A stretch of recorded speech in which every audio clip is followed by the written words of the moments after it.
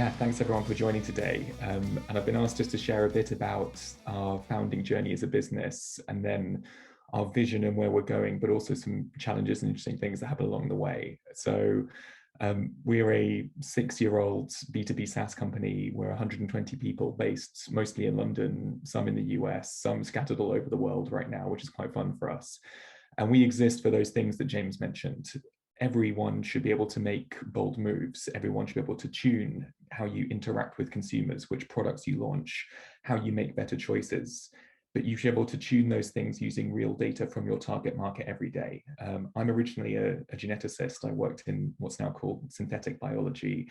I worked on, in particular, mathematical modeling of how baby reef fish grow up and training mathematical models using genetic techniques, which was quite fun. So I personally have a big love for empiricism, science, using data to make decisions, but more importantly, following and testing every thread and kind of seeing where it takes us. And that's a big part of the philosophy as Attest.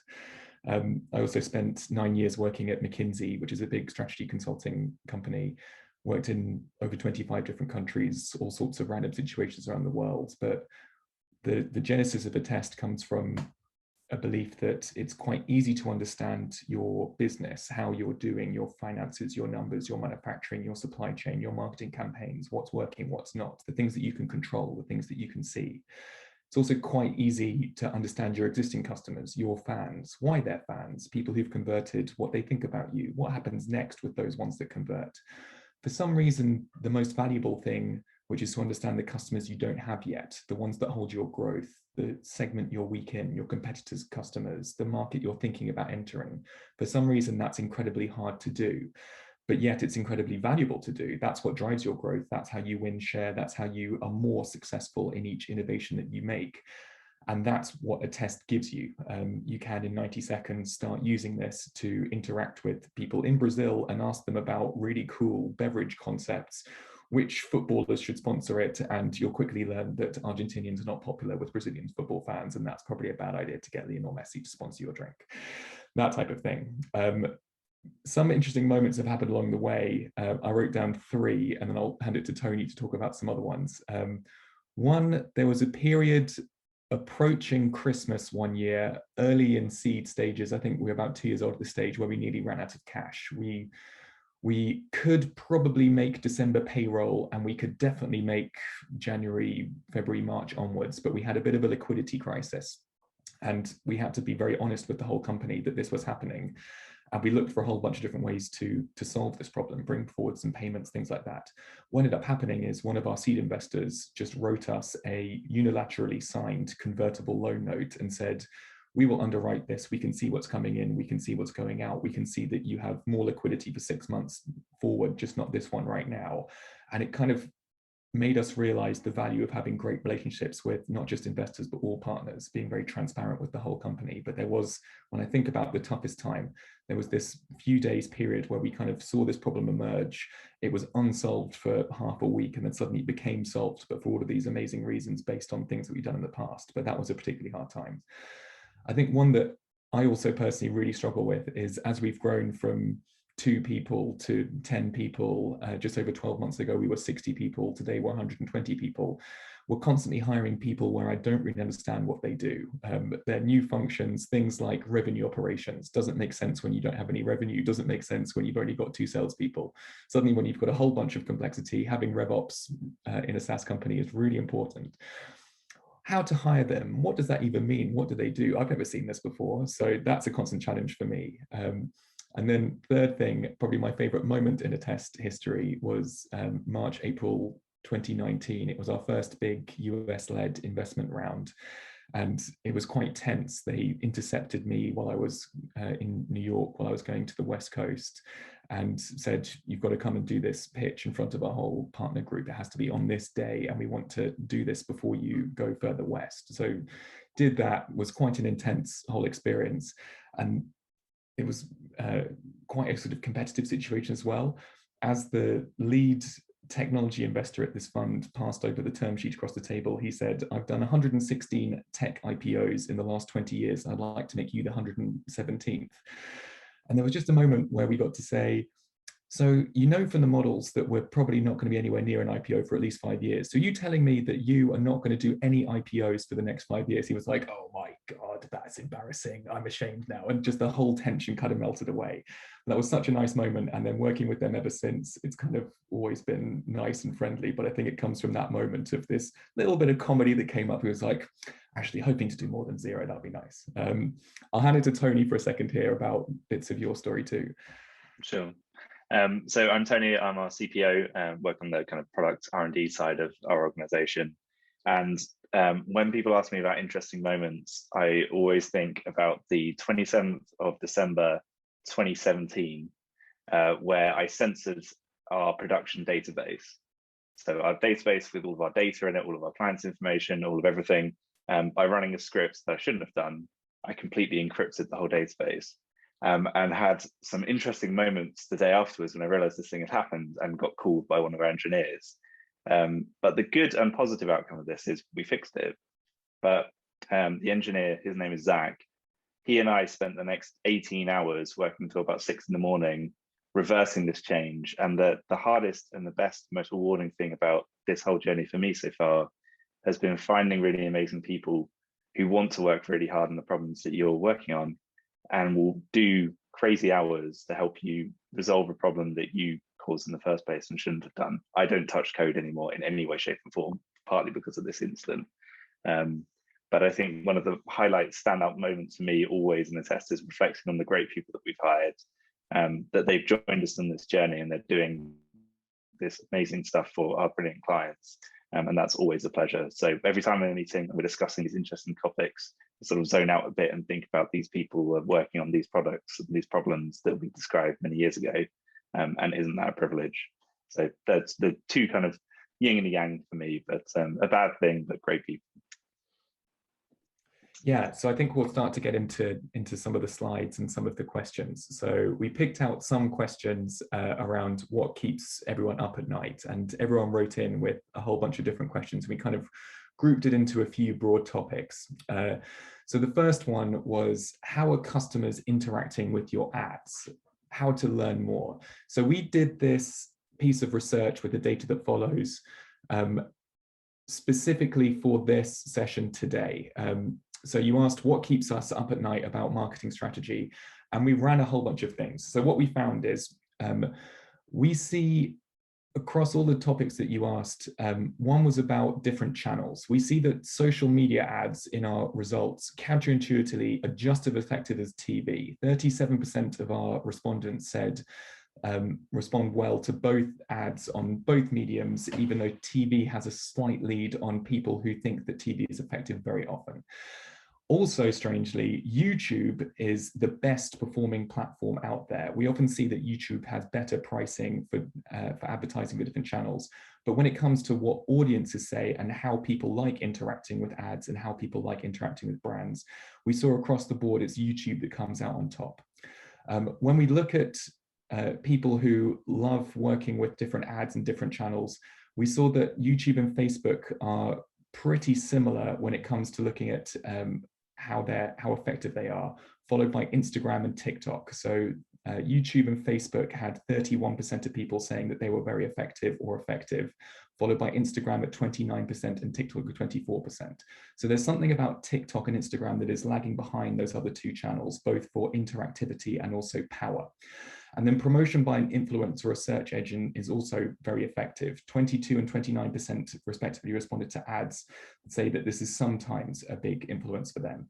So when we look across the different channels, it's really important we find to look within and use data to unpick exactly who is driving these results. We found in some research on direct-to-consumer businesses last week that overall D2C is growing massively, but the specific drivers within are very spiky. D2C we can see is rising, but it's actually this crazy mountain range, or like the skyline of Manhattan. Different parts are moving at a different pace. So what we like to do is always say it's important to understand for your specific category, for your target consumers, to know exactly what matters to them most. We just talked through some broad trends, but we can share a bit more on a few case studies. So one case study we always like to talk about is JC Deco. They're one of our favorite clients. particularly in the last 12 months, emerging from the pandemic, they advertise in airports, they advertise on buses, public transport. Not been a particularly good period for that. 15 months of pain and counting. But going back before the pandemic, they were looking to work with their clients to help uncover new and counterintuitive things. So they were trying to do a very simple thing. This Australian headphone brand called Nura was starting to launch into Europe, into the UK and different parts of Europe. And we've got two different ways we can go with our campaign. We could do this more human-focused product and marketing. Think bus poster sheets here, where it's a real person enjoying their Nura headphones, and it's just about the emotion behind the brand and what it stands for. The other one was about the product itself, like very detailed technical specifications, what it looks like, what it feels like, and some of the key features. Think about marketing 20 years ago, that's kind of how it was done. We put forward the features and USPs as opposed to the emotions, the feeling, and the authenticity. Testing that, JC&Co figured out, actually, for a company at that stage, very, very early on, the product-focused ad performed far better. People understood it more. People had no idea what Nura was. People didn't care how Nura makes you feel. They did care, why should I choose Nura over another brand? What's special about this relative to everything I already think I know about this category? What can you tell me about my category and decision-making that would make a difference? So this very counterintuitive thing where every expert in the ad industry says, make it about people, put in the faces, put in some melting cheese, and everyone's going to feel excited about that. But for this company at this stage, doing what they were doing at that specific time, the counterintuitive result came through as this big driver. Choose a different type of ad, choose a different path, cause people to think about this product and their decisions differently. And that's how they started to win share. Very effective. And we look back 1 and 2 years later, their name is much more established and they're getting back into promoting Nura as a human and emotional concept as well as just the pure product. But by testing and learning, we can understand these very, very fundamental drivers. And so when it comes to how customers interact with your ads, you've got to understand exactly for your company stage, who you're trying to reach, what makes them choose, what they need to know from you, and you can populate the ad with it. Perfect. Jeremy, I just want to jump in there. We had a question from Katie Lee from Clementine App, who I think is on the call at the moment. So when a brand thinks they've found their sort of niche and where they should be advertising in terms of social, and they're growing as a business, I know Katie's interested in getting into TV and potentially exploring that. So at what point do you think you should then decide to explore additional and potentially bigger platforms once you think you've actually found the ones that are currently working? So across everyone we work with, I mean, this question comes up all the time. We've got a bunch of clients that choose one channel and go all in, all chips on one set of numbers, one channel, one big campaign, and trying to juice maximum yield out of one set of decisions. Others trying to test the much more analytical approach. We're going to throw out a whole bunch of tests at small scale and then dial up the ones that are working and dial the ones that don't. At early stages, what doesn't seem to work well is attempting a mix, doing something that's kind of not either. If you want to go wide and let the market tell you where you're going to work and what's going to convert and what's going to perform, go wide, deliberately set up. It's going to be slower to progress. You're going to learn more and you're going to have to be more adaptable, tuning up the things that are working, tuning down the things that aren't. It's quite easy to get out there and test on podcast advertising. You can do TV and even tube card inventory at quite small scale. It can be quite accessible now. So these things are out there to test and learn, but the cost is it's complex to orchestrate and it slows you down. At the same time, we see a bunch of clients who go all in on TV really early. So I'll give a good example, PensionBee. We've seen them all. They ran an IPO a couple of weeks back. They've been using Attest for, I think, over 2 years now. They were looking for ways to stand out in the pension market, which is, one of the saddest, oldest, most boring markets and topics out there, dominated by really, really boring incumbent players that aren't cool, aren't online, but are going to take over your life and take all your cash. So they were looking for something that was totally counterintuitive. They took their billboard campaigns and basically tried the same thing on TV with animation. Lo and behold, it worked. So it's running experiments like that, just at the lowest possible friction cost of moving things around, picking off inventory that no one else wants, buying it at the last minute. Those are ways to expand beyond a single channel, just TV, and into a bunch of other stuff, or vice versa. And for Pension B, it was going from out of home into TV. They went from Waterloo Station into several different TV channels. And I think it's the test and learn approach, but being quite selective about where to go, and then taking your best assets, but experimenting them in different channels. That seems to be the way that works, particularly at the stage that we're all at today. Perfect. Katie, I know I think you are on the call at the moment, though I can't see you. Does that answer your question? Yes, it does. Thank you.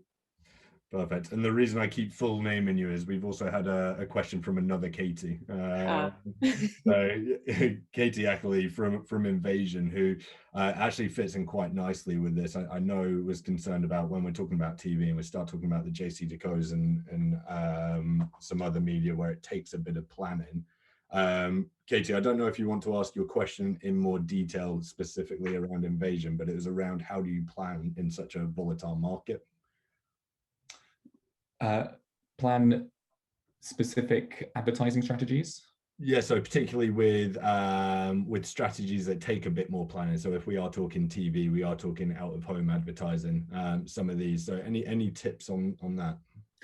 Yeah, so we've seen quite a few clients who prepare TV campaigns but wait for the right moment to launch them. It's expensive to do upfront, but it does let you jump on either opportunistic moves or when you can find cheaper or cheaper inventory or things that fit you better. That can be a nice way to do it. So it's kind of loading the cannon but waiting for the right moment to fire. If you think about the pirate ships against the Navy, all the ships are sailing across each other, but they only wait to fire when they roll exactly to the right point in the waves and the cannons are pointing right at the enemy. Having the cannons loaded and ready to fire, that's the key. And that's where you can really punch above your weight as a brand. If you've got it ready to go and you do something like that Pension B story where you can use it across a bunch of different channels, when the moment comes, you can really hit it. And that can be a discontinuity. One of our clients is Omnicom. They work with a bunch of different retailers and they were running research every day, sometimes multiple times a day, to figure out what's going on in the minds of consumers. Home delivery is now really important. What's the most fair way to get booking slots?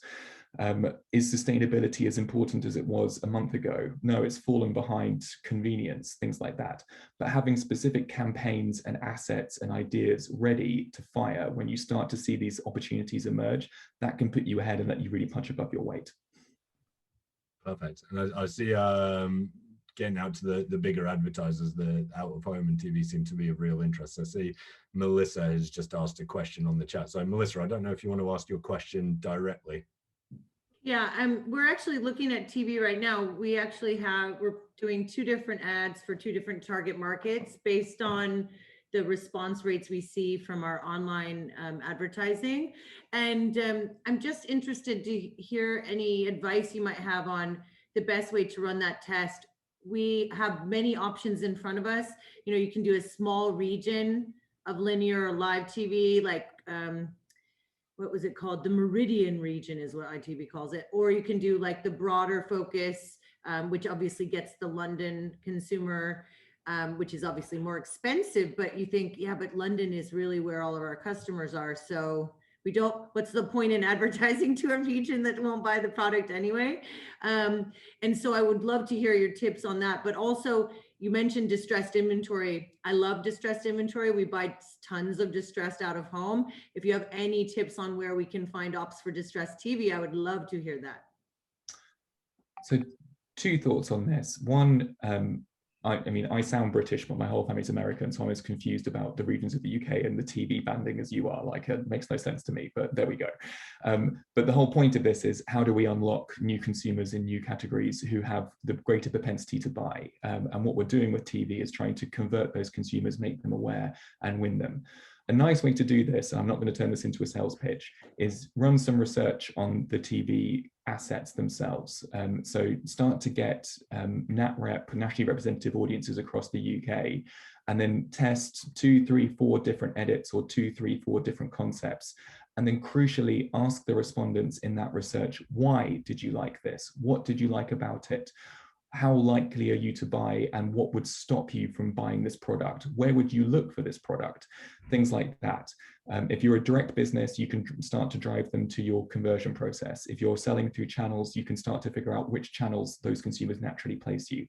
But you can, without buying the TV inventory, now test. You can start this today if you want to, very easily. You can test a bunch of different videos with a bunch of different consumers, and those consumers will tell you, I like this one, not that one. I like it for these reasons that are often very surprising. And what I expect to happen next are these three things. Two of them are things that you know, and then one of them is something you've never seen before. One of our clients, our favorite clients, is Nutmeg. They had really great success early on in selling to, I'm not going to sugarcoat it, affluent white middle-aged men in London, like very lovely band. And they became a very big company on the back of that. But quite soon that starts to bottom out. You have to start to figure out how to make Nutmeg relevant to older people, younger people, more affluent, less affluent, more female, less male, different backgrounds, different contexts, different savings goals. And that's when we started to see Nutmeg turn from this sort of very mechanical investment platform into the thing that has the fluffy animals that tell you how to invest, things like that. So you could see very quickly that they figured out how to take their core proposition and extend it into new segments, new categories, and new buyer personas. And all of that came from testing. They learned what scares older people, more female people, less affluent people, more affluent, what stops you from trying Nutmeg, what do you think Nutmeg is, and what do you want it to be for you? And that's where you can start to uncover what you're trying to address with your TV campaign. And along the way, you'll learn where are the people who are responding best to what you've already got. And then comes, what do we do next to fill in the gaps? Great questions, inform them with data, and I think that can drive your success in TV. But going back to the beginning, you don't need to run a big expensive TV test, you can run it in online research.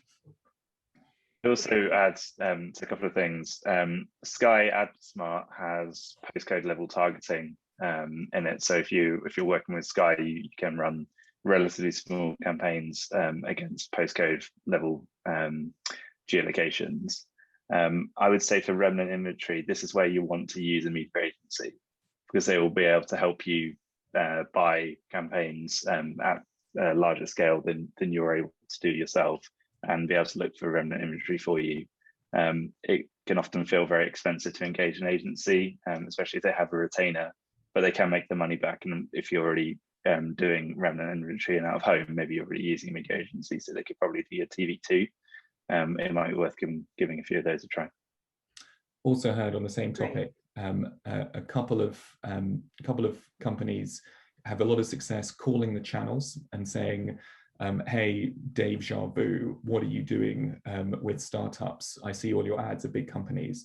Who is selling this? Can you do us a favor? We're cool and interesting, and we may fit with some of your shows. And a bit like TfL does this quite well, they tend to interact with startups quite differently than they do big incumbent brands. You can potentially sometimes buy in different ways. So each of them has a unique way of going about it. If you can insert yourself there and get them to like and love you and believe in your product as well as your growth story, they might just cut you a really nice deal. Requires some work of calling around, and often the switchboard is the best way to get in touch. But I have seen it happen that way, and people do get exceptional deals on the back of that. Although one thing is, once it starts working, it doesn't last forever. Yeah, we actually have been contacted by most of them. So there's like adventures and stuff. They're all for Nurture at JC is the one that's for startups and so on. So yeah, I'm aware. This is great advice. Thanks very much. Perfect. So it looks like we are running out of time on this section. So I see Chris and a couple of others had questions on this. So what we'll do is we'll come back at the end for a bit of a Q&A. And just while we get on to the next slide, Jeremy, what I think I'm hearing, and if you could just confirm, so a lot of people like Michael at Revix, who I know is on the call, we're asking how to be consistent on every touch point. Whereas what I seem to be hearing is actually what's most important is figuring out the most impactful touch points and then focusing on them first. Is that right? Yeah, and I think the more you can understand about the end consumer and what touch points they want, what they want to hear from you, and what motivates them to take the action you want them to take, the better. Creating the coolest, most expensive TV spot ever, really exciting, but probably not going to work. the exact opposite approach is what we find drives our client success, particularly those looking to punch above their weight with limited budgets or limited scope. That's where you can really beat the big guys. We have the privilege and sort of the risk opportunity as startups and emerging brands to pick very specific segments and really go after them, to move very quickly, to talk in a different way that isn't generic or generalized across the whole population. So figuring out what those consumers really want and then hitting those messages, but from a place of authenticity and knowledge, that's the key. And that applies across all channels. Perfect. So if we move on to this next section now, please, guys. Yeah, so the next question was, consumers want to discover brands, find brands. Where does that happen now? And we'll specifically talk about flavor of the year so far, direct to consumer, D2C. So this draws from data from our UK D2C digest, which is a thing you can find on our website. We publish it for free, a whole bunch of research about D2C, what's changing.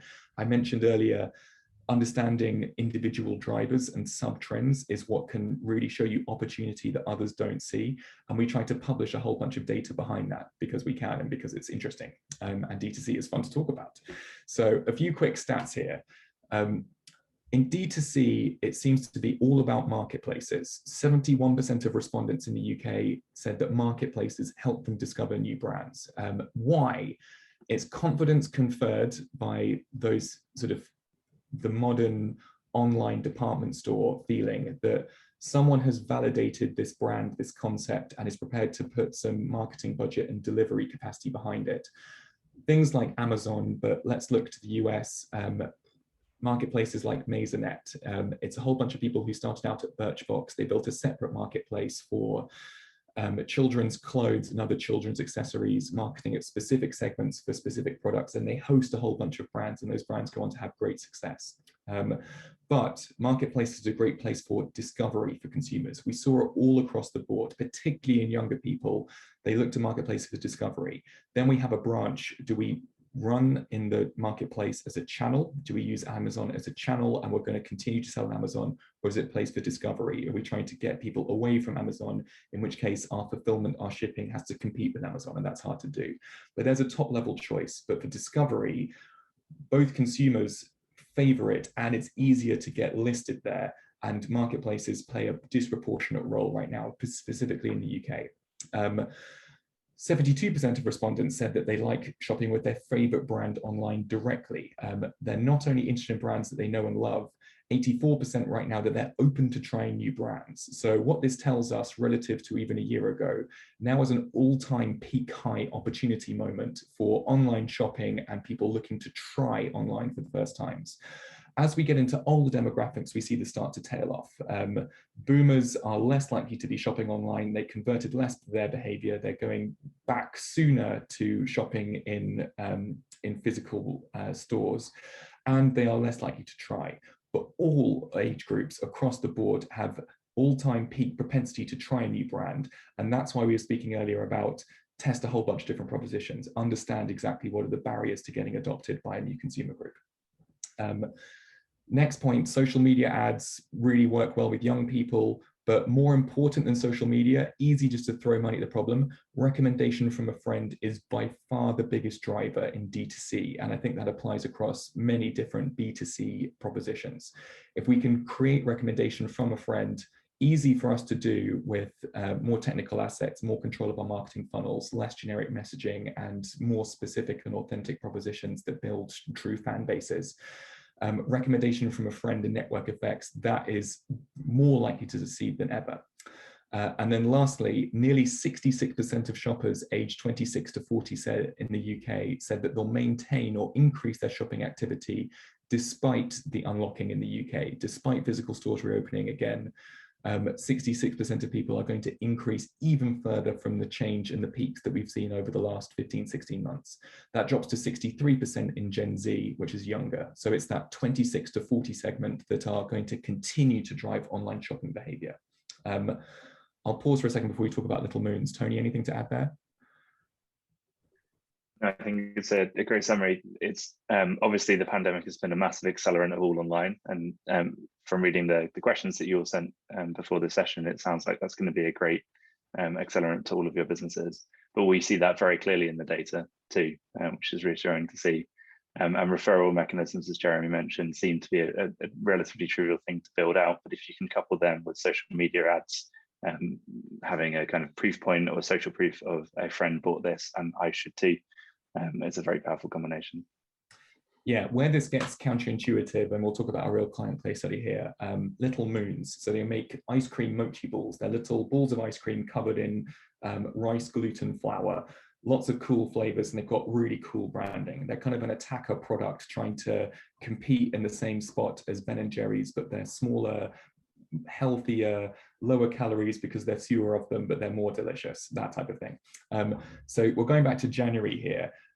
Little Moons went absolutely wild on TikTok. It became taking two of these mochi balls, biting a chocolate one in half, biting a strawberry one in half, twisting them together and making a half strawberry, half chocolate moon and then eating it. This became, for some reason, the most popular thing on TikTok, and Little Moons had a January to January 7 times year-on-year revenue increase and completely stocked out on all channels. They just started listing on Amazon. They had a whole bunch of inventory waiting, and it all sold in January because TikTok went mental. They were really worried about disappointing people. So they're stocked out, but everyone's talking about it. The scarcity just drives this trend even higher. People are talking more and more. Anyone who's got Little Moons is definitely showing one about it, but you can't buy Little Moons because there aren't any Little Moons to buy. Their marketing director was faced with this really interesting choice. Do we play into this TikTok thing? It seems to be incredibly popular, or is it just a flash in the pan? And they ran some research to figure out who are the more sustainable buyers, who's going to be buying Little Moons over, a 3, 4, 5 year period as opposed to a 3, 4, 5 week period. Which channels do those people like to shop in? And what they discovered is, yeah, this TikTok thing has driven this huge awareness. Now everyone knows the brand Little Moons, knows that it's really cool, knows that it's super tasty. And if you bite the strawberry and the chocolate, you twist them together, you can make your own little special combo. And they started releasing limited editions on the back of it. So, suddenly the number of combinations increases exponentially, and there's a giant grid of things that you can try. What they found is their target customer, the ones that's really going to stick around, is not a TikTok audience. They aren't on TikTok. They haven't heard of Little Moons through TikTok, and they're going to be buying in traditional retailers. That's going to be the customer that drives Little Moons' success for years to come, as opposed to the flash in the pan. And it's by understanding, using data from consumers, this choice. Do we go after the hotness where it's not bringing us much revenue, just awareness because of the stockouts? Or do we go after this core consumer that's going to grow with us and drive our growth into the long term? So they made this very counterintuitive choice, which was to go for the long term as opposed to feed the hotness, despite every temptation that we as marketers have, that you've got to feed that, fuel it, and do more and more to drive it even higher because impressions and awareness are everything. They are not. They made a much better choice, and that's been driving their success recently. A couple of interesting moves they've made on the back of that, including the limited editions and different flavors that cater to older people and that travel better from physical retailers and channels. And they tried to solve that when it gets hot, we stock out thing, in that coming into the summer, you don't want to be stocking out when you're really hot and the weather's just as hot too. Perfect. If we jump on to the next section then, please, Jeremy. Happily. So where should you be paying to advertise? So this is drawing on our media consumption report. Again, it's something that we publish on our blog and on our website. We publish a lot of these things very often. And we just thought we'd pull out a few interesting stats from that might surprise everyone. So Gen Z, famous for watching lots of screen time, different channels, different devices, but 38% of Gen Z watch over 3 hours of streamed content per day. That's across different channels, different media, different devices. 82% of those use Netflix. So when it comes to figuring out which channels and which devices are going to adopt them, if Gen Z is your target, understanding these drivers, where they're spending their time, exactly where you should spend your money, and the total opportunity and where you fit into it, that's the key. Facebook remains the front runner across the board on social media. So 55.9% of respondents use the platform daily still. Famously, people are leaving Facebook, banning Facebook, canceling Facebook, actually still very active. Interestingly, platform like TikTok, they've risen up the ranks. So we saw Facebook at 55.9%, 56% of people in Gen Z visit TikTok daily, highest by a big margin. It's only 23% for millennials who use TikTok daily. So if you want Gen Z, TikTok the place to go. If you want millennials, it really, really isn't. On the other hand, Gen Z are the least likely demographic to visit Facebook daily, 47%. So that's well down from that 55.9% we saw earlier. So you can see that for each generation, for each gap, we can see the channel mix and the screen time and exactly what is happening and where people are spending their time varies hugely. The data we see behind this is, as you get into Gen Z, which is a very broad category, different genders, different parts of the UK, different countries around the world, even different times of day, huge variances. As we discussed earlier, it's important to understand exactly the people that you're going after, where are they spending your time, and where can you get your biggest bang for your buck when it comes to paying your valuable dollars, your limited cash to advertise. Moving away from digital, more than 1/4 of millennials read a physical magazine at least once a week. What? That's crazy. Which magazines, how, where, would love to know. I'm not doing this, but I'm just one person. This is why we do research, because subjectivity is useless. What are they reading? 1/4 of people, physical magazines. Maybe it's coming back into fashion. Maybe this is cool again. But if you're going after millennials, consider going back to physical magazines, and probably there's some of that redundant or obsolete inventory you mentioned earlier. Maybe a great place to build a brand specifically there. Last point, we found that Gen Z also demographic most likely to embrace podcasts. 29% say they've never listened to them. So everyone else is listening to podcasts in Gen Z. Millennials listen even more frequently, but we all know about that, and podcasts are a great opportunity and can have very, very good targeting and very, very good ROI stats. But it's Gen Z that have the greatest total volume and the greatest propensity to go after there.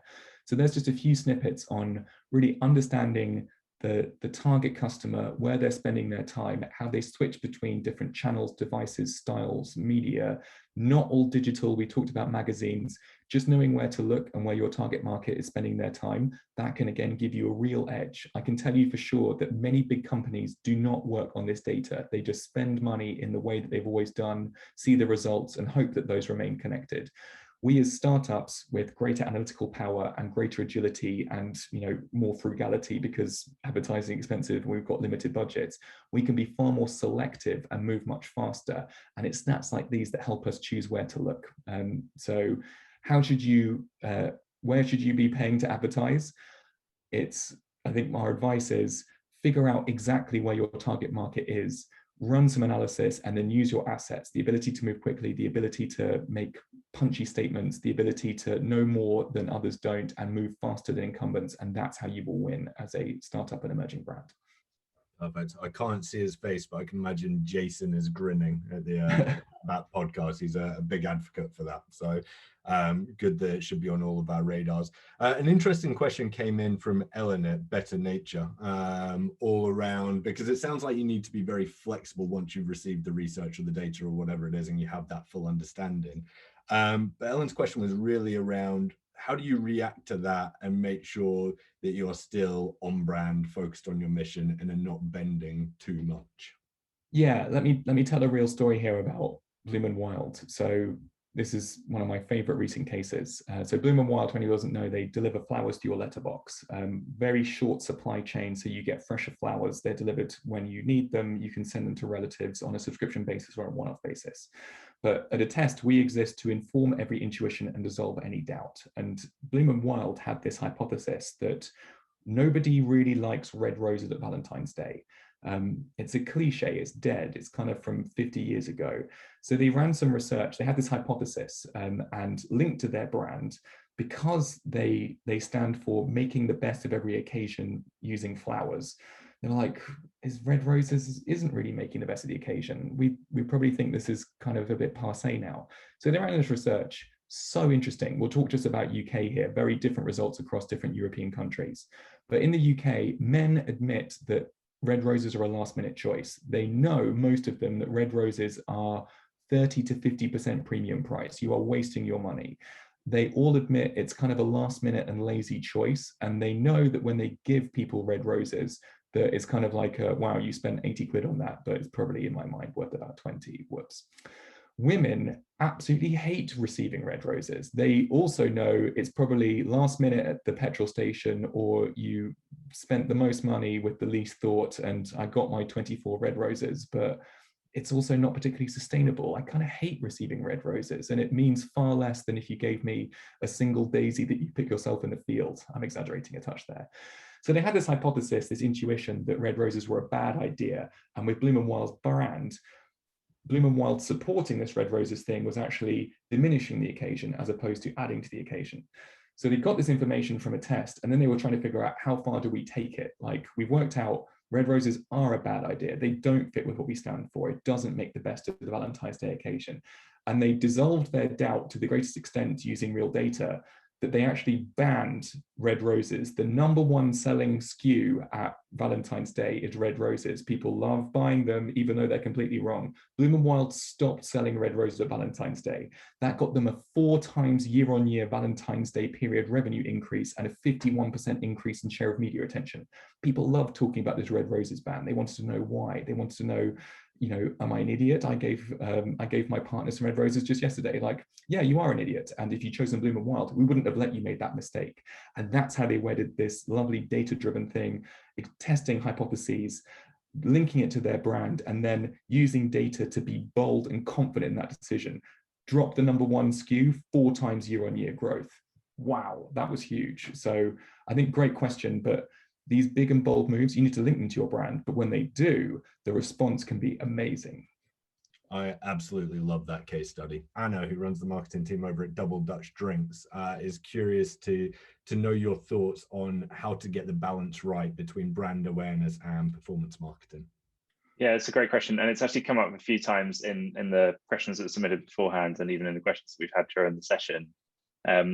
TV is such a great place to drive top of the funnel brand awareness. And I think it works really well when you have an activity that you're trying within the kind of non-TV space. So you're launching a new product, so you're trying something new, you're entering a new market. So it's kind of air cover on top of the activity you're doing grounds.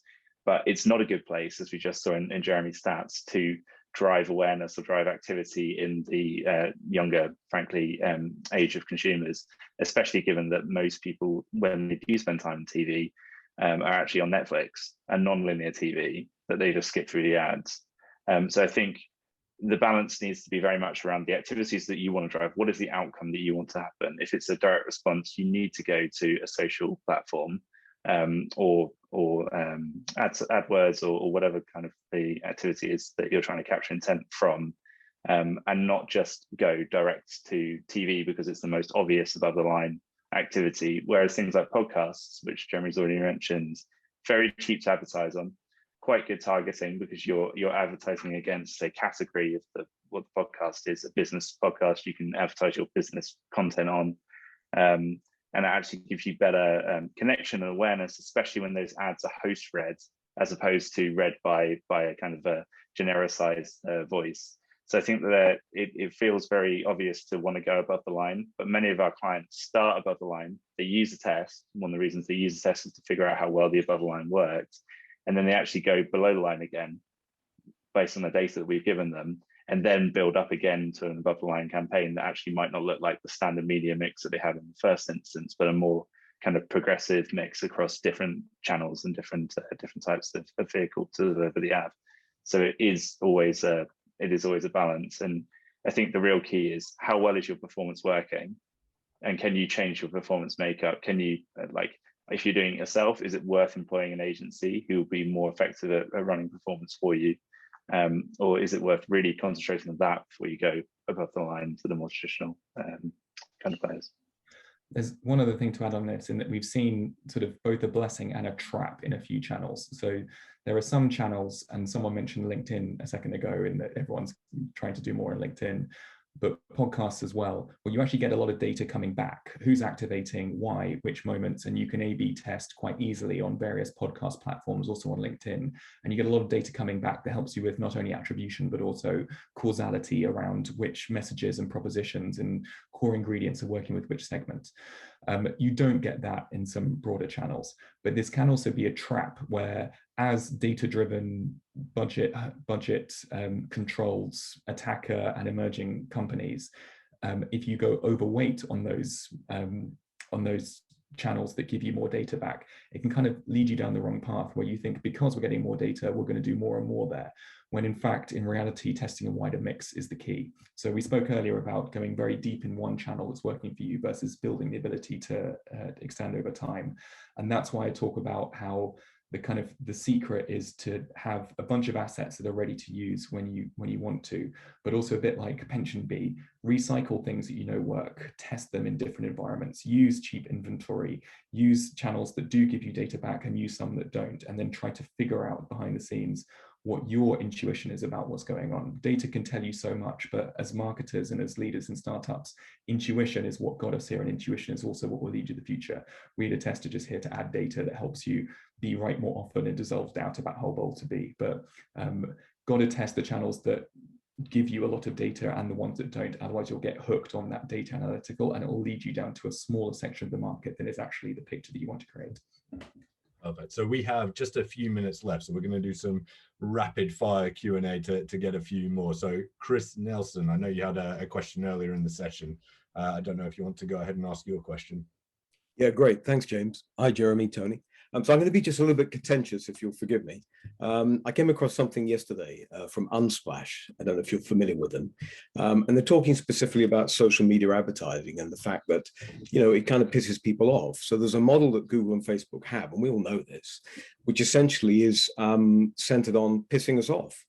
That's not their intention, clearly, but that's really what happens. And we're being chased around the web. And I, for one, can't stand it. I watch YouTube a lot, various different things, and I'm just endlessly having crap pushed at me and watching stuff that I just have no interest in whatsoever. And they came up with some very interesting stats, and I'll try and be really quick here, James.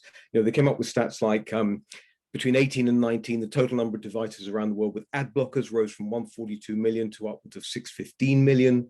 45% of people don't report. Of people report. I don't notice online ads anymore, even if I don't block them, and so on and so on and so on.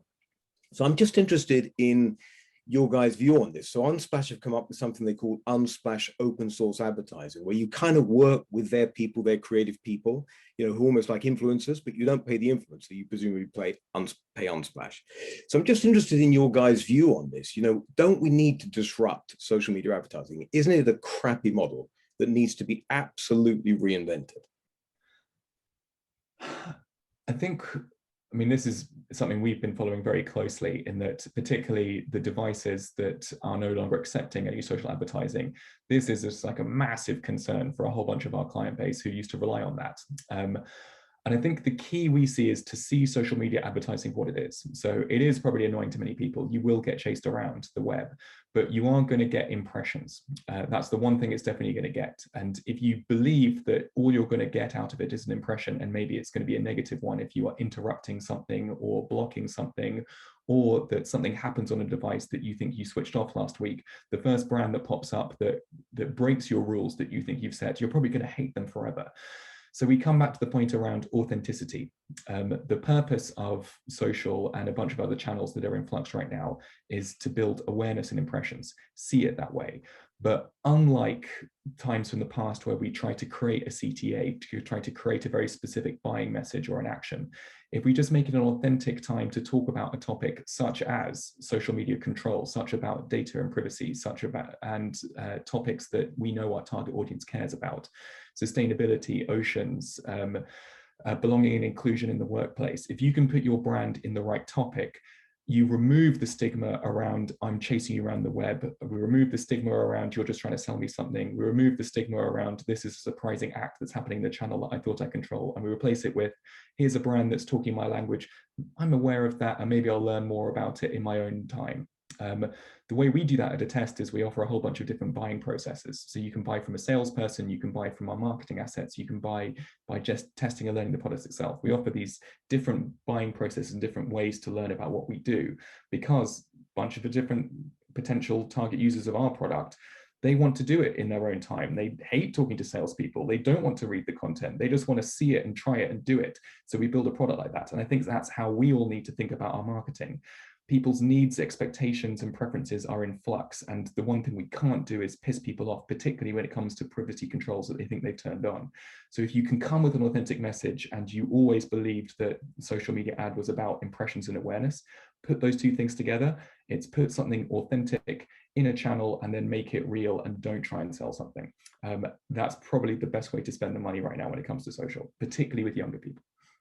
Perfect. And just like that, it looks like we are just about out of time. We have about a minute left. So I know there were quite a few questions coming in now on the chat, and a fair few that were sent in advance as well. So what we'll do is, Jeremy and Tony, I'm sure you won't mind if we send those on to you, and you can send replies back with answers on that to make sure everyone gets their questions answered.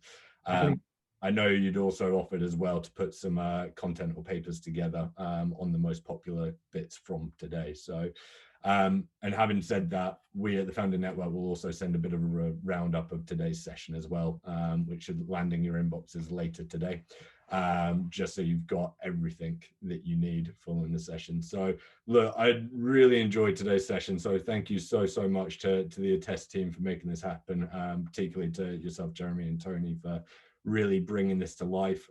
For those that are particularly interested in this session, we will be hosting an in-person, can't believe I'm saying this, one day we will get back to in-person session, 15th of October, I believe we're in the diary for, with Attest, where we'll get a small group together and really dive into some of these case studies, some of which Attest have worked on previously, but really get into some of your challenges as well. So really looking forward to that on a number of fronts. As I say, keep an eye out for the content from Attest going out on our website, newsletter, and social. As you can tell, very interesting stuff, and a lot of practical tips and advice that we can go ahead and implement into our businesses tomorrow. So thank you all once again for taking some time out today. Enjoy the rest of your Friday. Fingers crossed for the football tonight, and we'll see you all next time. Thanks, everyone. Thanks, Thanks, Jeremy.